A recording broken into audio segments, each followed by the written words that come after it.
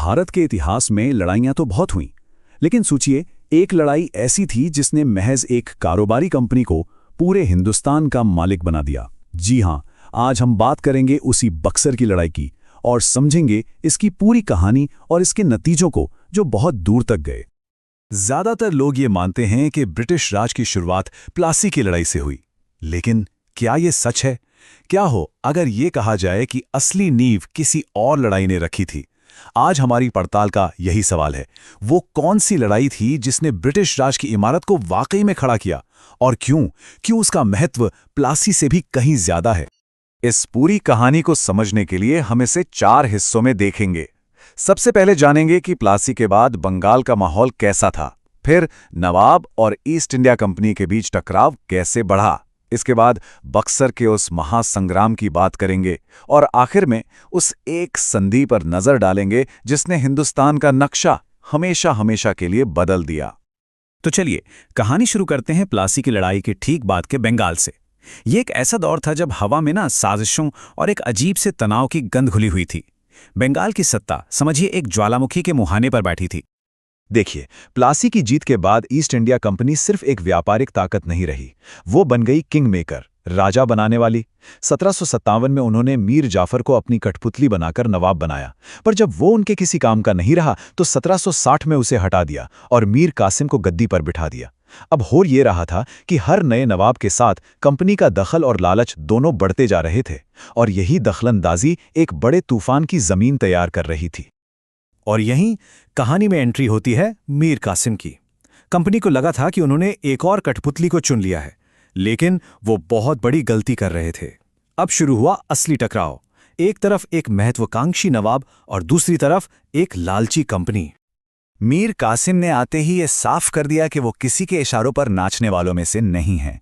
उन्होंने एक के बाद एक ऐसे जबरदस्त कदम उठाए जिससे कंपनी की नींव हिल गई। पहला काम, राजधानी को कलकत्ता से दूर मुंगेर ले गए ताकि कंपनी की नज़र और उसके असर से बच सकें। दूसरा, अपनी सेना को यूरोपियन तरीके से ट्रेनिंग देना शुरू किया, मतलब दुश्मन के ही हथियार से उसे मात देने की तैयारी। और तीसरा और सबसे बड़ा कदम, सभी व्यापारियों के लिए टैक्स ही खत्म कर दिया, जिससे कंपनी को जो गलत फायदा मिल रहा था वो बंद हो गया। ये सिर्फ सुधार नहीं थे, ये ब्रिटिश कंट्रोल के खिलाफ एक तरह से बगावत का ऐलान था। तो यहां दो दुनियाएं टकरा रही थीं। एक तरफ था नवाब जो अपनी जमीन पर अपना हक चाहता था, अपनी पूरी आजादी, और दूसरी तरफ थी कंपनी जिसकी नजर सिर्फ और सिर्फ मुनाफे और कंट्रोल पर थी। जाहिर है इन दोनों का एक साथ चलना तो नामुमकिन था। यह सिर्फ टकराव नहीं था, ये दो बिल्कुल अलग सोच की जंग थी जिसका अंजाम सिर्फ एक ही हो सकता था, युद्ध। और आखिरकार वो दिन आ ही गया। बातचीत के सारे रास्ते बंद हो चुके थे, अब फैसला तलवारों और बंदूकों से ही होना था। अब हम पहुंचते हैं कहानी के सबसे अहम मोड़ पर, बक्सर के महासंग्राम में।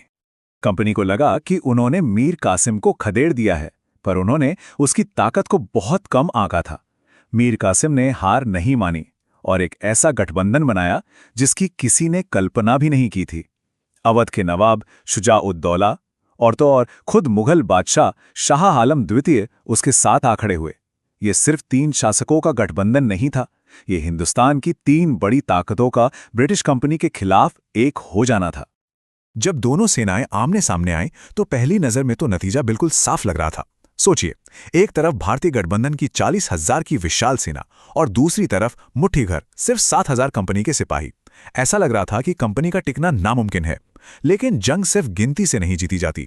असली फैसला करने वाली थी एक चीज जो भारतीय सेना के पास नहीं थी, डिसिप्लिन यानी अनुशासन। और फिर 22 अक्टूबर 1764 को इतिहास ने एक ऐसा मोड़ लिया जिस पर यकीन करना मुश्किल है। कंपनी की अनुशासित सेना ने एक मशीन की तरह काम किया और 40,000 की उस भीड़ को रौंद डाला। कुछ ही घंटों में भारतीय गठबंधन बिखर चुका था। ये सिर्फ एक हार नहीं थी, ये एक साम्राज्य के सपने का अंत था। बक्सर की लड़ाई तो मैदान पर खत्म हो गई थी, लेकिन असली खेल तो अब शुरू होना था, क्योंकि इतिहास गवाह है, सबसे बड़ी जीत और हार जंग के मैदान में नहीं बल्कि बंद कमरों में संधि की मेज पर तय होती है। साल 1765। इस तारीख को याद रखना बहुत जरूरी है, क्योंकि इसी साल एक कलम की नोक ने वो कर दिखाया जो हजारों तलवारें नहीं कर सकी थीं। तो 1765 में ऐसा क्या हुआ? अंग्रेजों को मिला दीवानी अधिकार। अब ये शब्द सुनने में शायद थोड़ा साधारण लगे, है ना, लेकिन इसका मतलब बहुत बड़ा था। इसका मतलब था राज करने का ऑफिशियल लाइसेंस। जी हां, अब वो सिर्फ व्यापारी नहीं थे, वो बंगाल, बिहार और उड़ीसा के कानूनी शासक थे। वो टैक्स वसूल सकते थे, पूरा प्रशासन चला सकते थे। और ये सब हुआ इलाहाबाद की संधि के जरिए। इस एक दस्तावेज ने सब कुछ पलट कर रख दिया। मुगल बादशाह अब कंपनी का पेंशनर था, अवध का नवाब कर्जदार, और कंपनी अब बंगाल, बिहार और उड़ीसा की मालिक थी। एक कारोबारी संस्था रातों रात हिंदुस्तान के सबसे अमीर सूबों की हुक्मरान बन गई। और यहीं हमें बक्सर का असली महत्व समझ आता है। जैसा कि इतिहासकार सर जेम्स स्टीफन ने लिखा है, बक्सर वो लड़ाई थी जिसने असल में कंपनी के शासन की बेड़ियों को बंगाल पर जकड़ दिया। सीधे शब्दों में कहें तो प्लासी ने तो सिर्फ दरवाजा खोला था, बक्सर ने उस दरवाजे पर ताला लगाया और चाबी अपनी जेब में रख ली। तो सवाल फिर वहीं आकर रुकता है, क्या बक्सर ही वो एक निर्णायक मोड़ था जिसने भारत की 200 साल की गुलामी की कहानी लिख दी? प्लासी की लड़ाई भले ही ज्यादा मशहूर हो, लेकिन शायद भारत का भविष्य तो बक्सर के मैदान में ही तय हो चुका था।